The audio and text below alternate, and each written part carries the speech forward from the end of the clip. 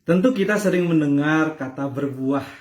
Bagaimana kita berbuah, kita menghasilkan dalam pekerjaan kita, dalam apa yang kita lakukan.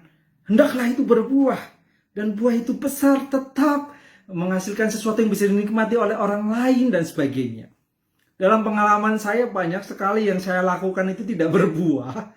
Tidak ada hasilnya, walaupun saya lakukan dengan sungguh-sungguh, saya lakukan dengan sepenuh hati, saya mengerahkan seluruh energi saya, bahkan saya yakin ini harusnya menghasilkan sesuatu, tapi pada kenyataannya tidak berbuah.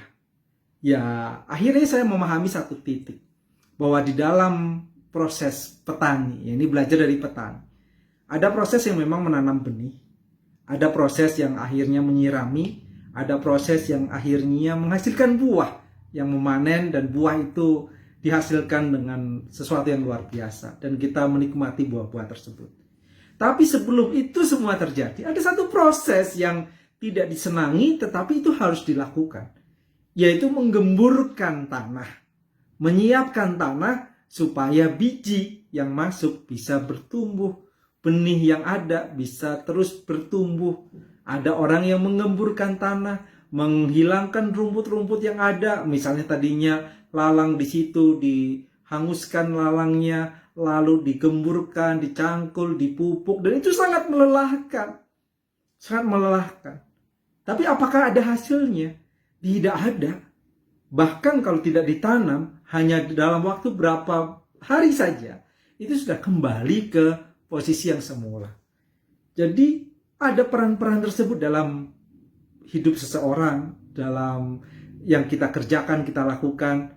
Kadang kita memang tidak menghasilkan buah, tapi mungkin memang kita yang sedang menggemburkan tanah.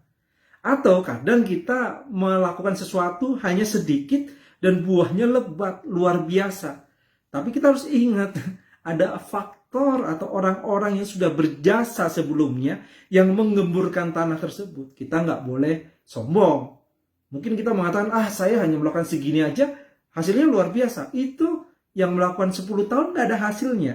Jangan-jangan 10 tahun itu adalah hanya menggemburkan dan kita masuk dengan benih di tanah yang sudah siap untuk menghasilkan buah.